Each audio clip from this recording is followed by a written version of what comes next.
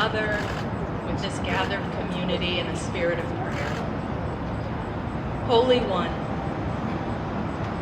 loving God, Spirit of life and love, you who are known by so many names and contained within no one name. We gather today to remember, just as the love of their community, their family members, their friends remains with them. Love never dies. Heather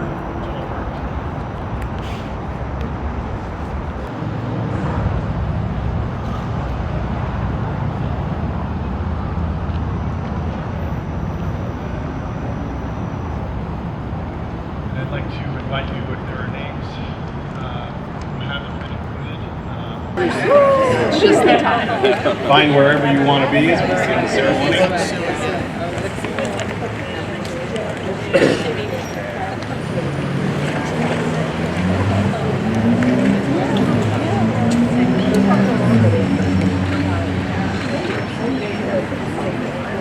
The lone wild bird in lofty flight is still with thee and bides thy flight, and I am the hive, I rest in thee. Great Spirit, come and rest in me. The ends of the earth are in thy hands. The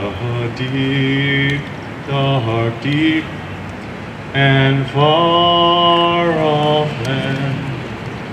And I am the hive, I rest in thee. Great Spirit, come and rest in me. So we welcome you all here tonight we gather to memorialize 23 people and perhaps more as we lift up names tonight of all those who have passed. All the people that we're sharing and honoring and remembering tonight are people who have experienced homelessness in their lives. They may have were experiencing homelessness when they passed away. They may have experienced some homelessness sometimes in their past. But all of them are people who struggled with that challenge and struggled with that experience, and were people that are deep and central to our hearts, people that we love, that we care about, that we miss. It's so easy within our culture to forget people who struggle with marginalization in our community, people who are put to the edges, who are put to the side, who are ignored, who are criticized, who are blamed for so many great struggles and challenges in our community and things that we see. They're blamed for things that that their lives have nothing to do with or no connections to, and yet our community finds them and makes them the scapegoat for so much. But we stand here together to send out a different message, which is your life mattered, you mattered, we care about you, we love you, we miss you. And I am so grateful for each and every one of you who has come out tonight to say that very message to those who have gone and passed, and to each of us here, and hopefully to a message, spreading a message larger and beyond this gathering. We do two things tonight in this gentle ceremony. One is we acknowledge these lives, these people who've passed. We acknowledge their names. We remember them. We care about them.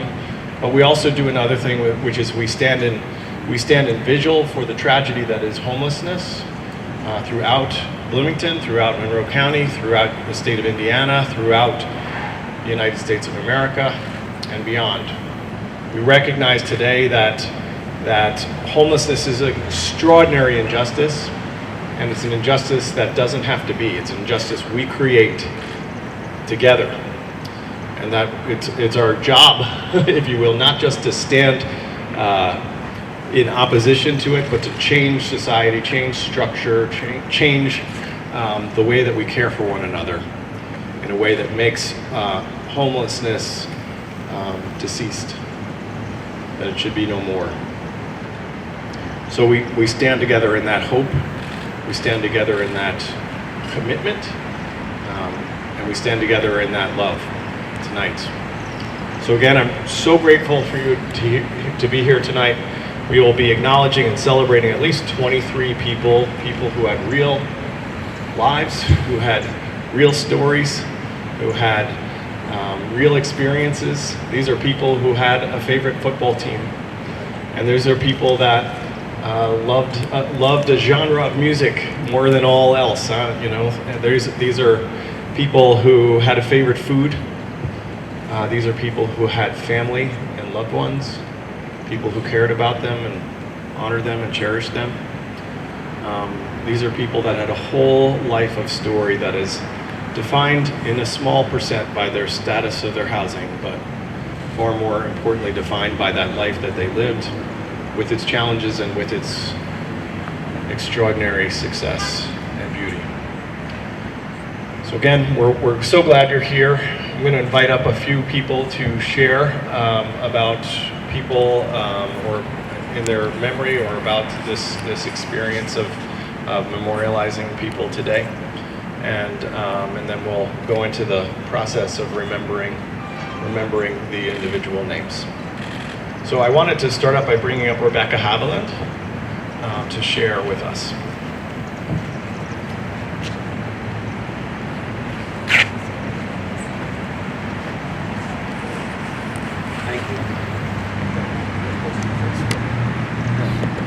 Hi,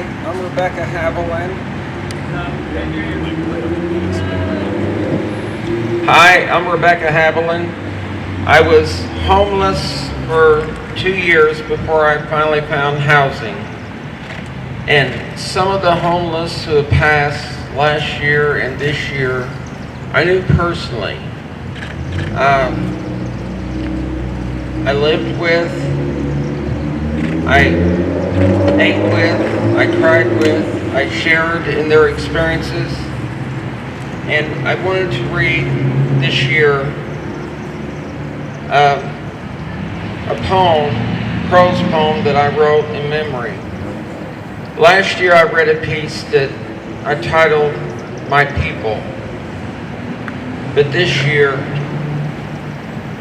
I'm calling them My Family, because I have family here in town struggling with an addiction who are homeless. There have been many more of the homeless that I know who have died over the past year, who left too soon before they had a chance to recover from addiction, to heal, and to grow, who I loved as friends and held dear. The Bible says, "Judge not, and you shall not be judged. Condemn not, and you shall not be condemned." Each person's life who is homeless should be invested with hope by the community that they live in, for them to know that change can happen for the better when we are willing to pull together in unity and work together to save lives, so that the homeless can be homed and have a chance to thrive. Many of the homeless are judged and discriminated against by those who do not know their stories, or realize the circumstances that caused them to become homeless. Where some, like myself, would dissimulate themselves in disguise with nice-looking donated clothes to keep from being labeled and hated by those who are only looking but not seeing who the homeless really are. Every homeless person has a story of desperation in their struggle that grows. Each one needs more than a token of help to ease the ache in their souls.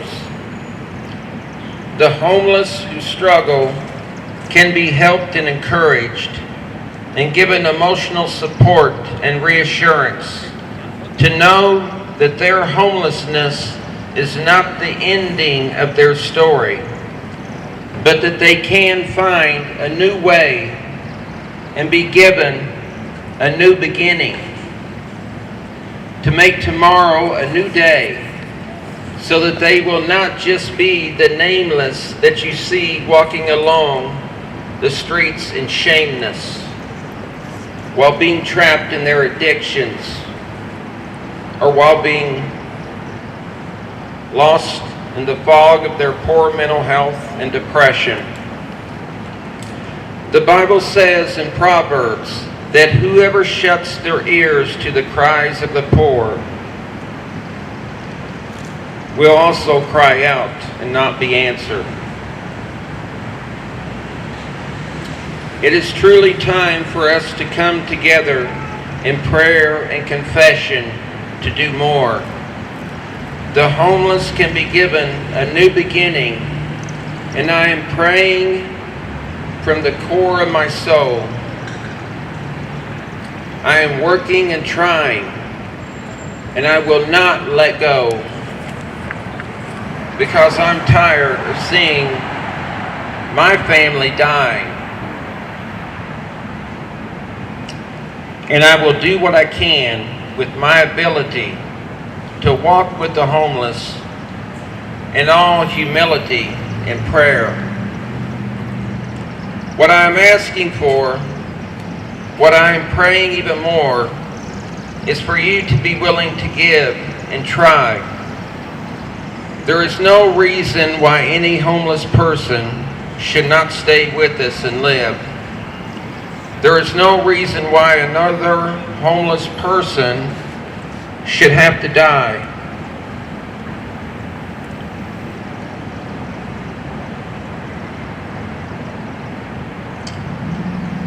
Each one should be given a chance to have a new beginning and not just be the nameless that you see walking along the streets. They can be given hope again.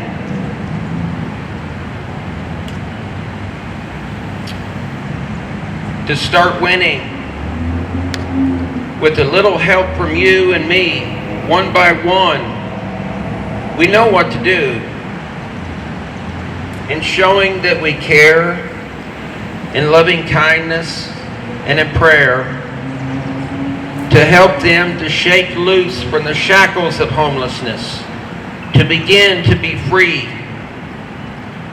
The Bible says in Matthew 25:40 that whatever you do for the least of these brothers and sisters of mine, you do also for me.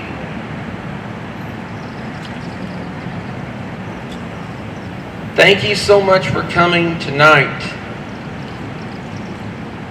It means a lot for you to be here. God bless you all, and God bless the homeless. Thank you. Thank you, Rebecca. And I'd like to now invite up Isa Kasori, City Council member, to join us up here. Here's some wonderful words from Isa.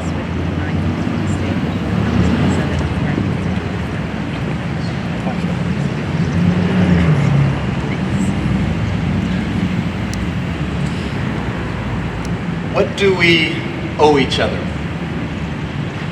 A question that's echoed through time and been asked by many. It challenges us to define the nature of our moral obligations and what it means truly to be human. It asks us to consider whether our duties to one another are based on justice, care, reciprocity, you name it. What's the basis of our duty to one another? How should we treat those who are vulnerable or in need? And what must we do to live as ethically in a shared society? In the parable of the Good Samaritan, I think that Jesus offers a powerful answer to the question, what we owe each other. He taught us that we owe each other compassion, action, care, simply to be good neighbors, and to love our neighbors as we would love ourselves. Jesus didn't just call us to do isolated acts of kindness. He invited us to rebuild that road to Jericho, so that future travelers wouldn't face the same dangers that man who was on the side of the road faced.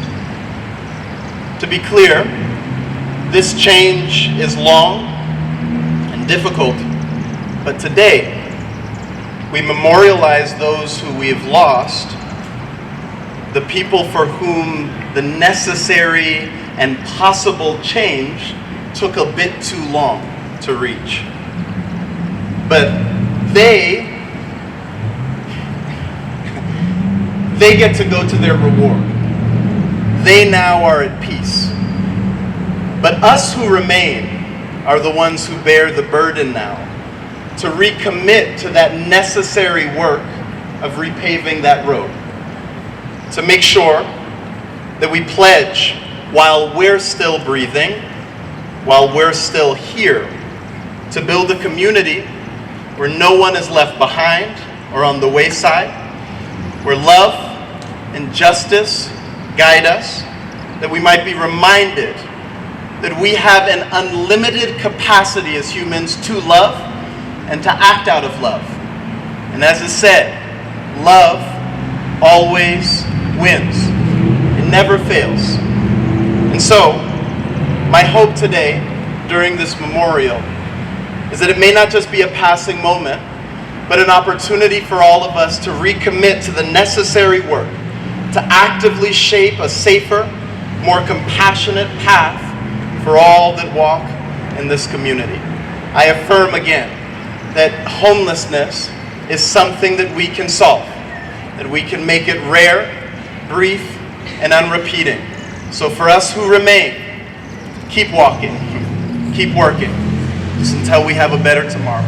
Thank you.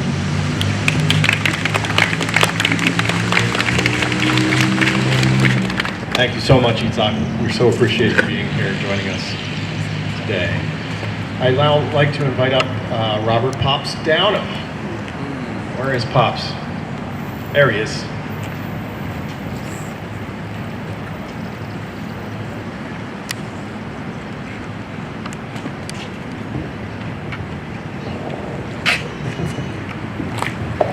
How y'all doing? I'm not much of a speaker, so get used to it. A lot of y'all out there know me. I'd like to first extend a warm welcome to everybody here. Thank you for coming by. Everybody on that list I knew, and they meant a lot to me. So thank you for coming by. If it wasn't for Beacon, I wouldn't be here right now. Lord willing, Creek don't rise come the 15th of October. I signed my lease with 30 years. Yeah. But it's Beacon's fault that I'm in an apartment, and I love them for it. I love them for it. They showed me the way, and I took it. Yes. I'm clean. I've been sober. Going, a lot of people won't believe it, going on 4 years.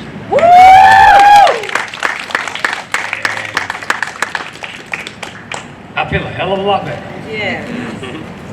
But I got one thing I want to say.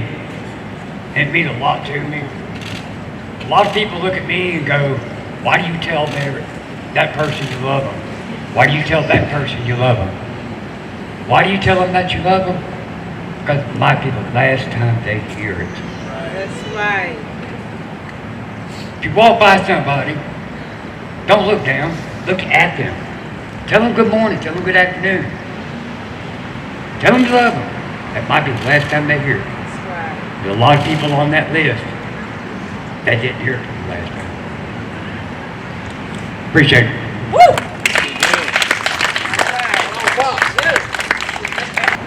He was a special soul, and I greatly valued him and appreciated him and cared about him.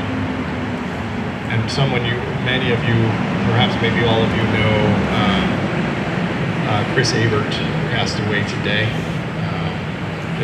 Chris was, of course, the executive director of Indiana Recovery Alliance, and as Danielle Sorden, our program director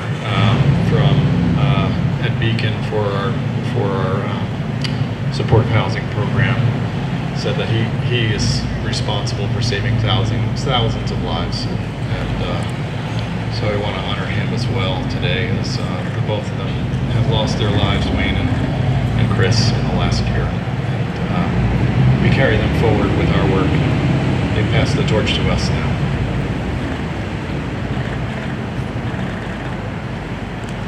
Narissa Bragg Leaf.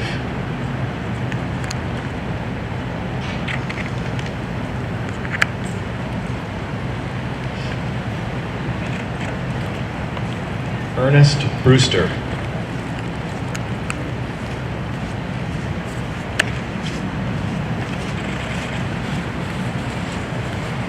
Curtis Butler.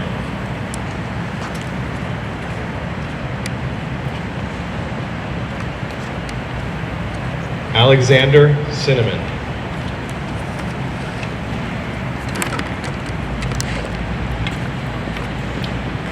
Scott Colblazer.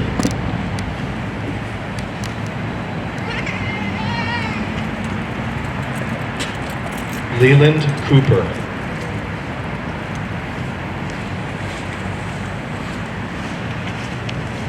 Justin Dillon.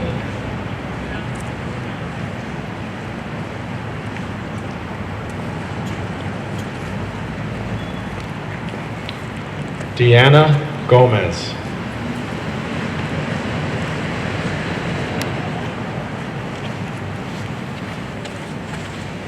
Bradley Hardy.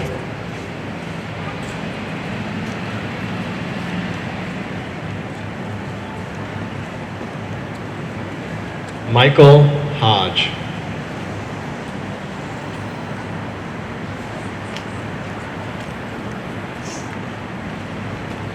Charles Hodge Jr.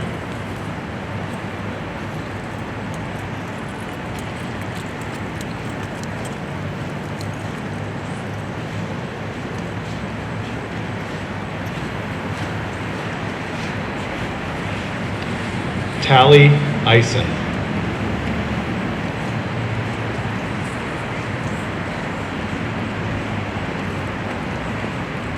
Terry Lomax.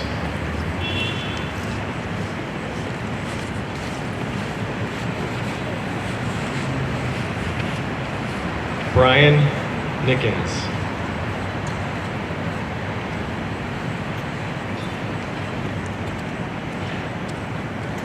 Melissa Reynolds.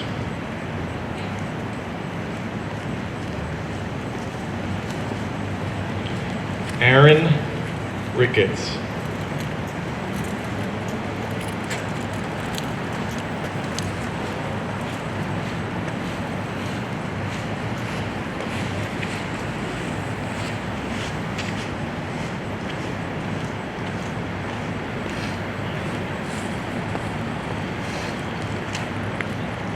Jade Sanders.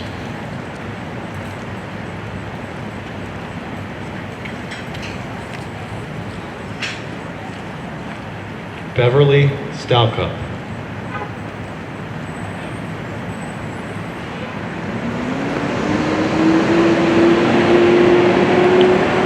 Trish Stewart.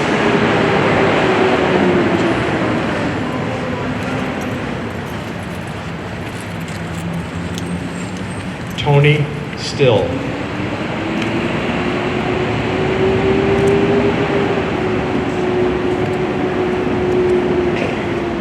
Heather Tolbert.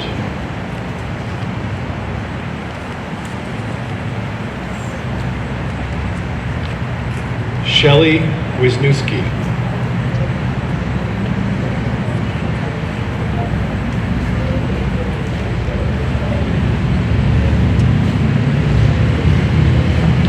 Scott Witham.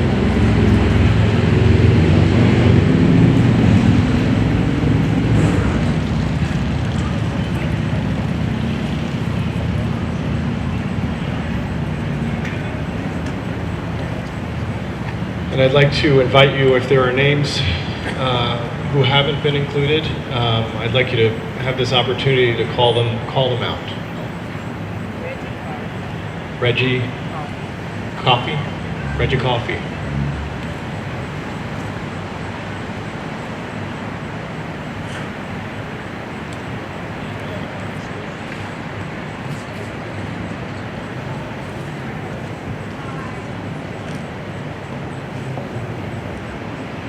For all those named and unnamed, we remember them.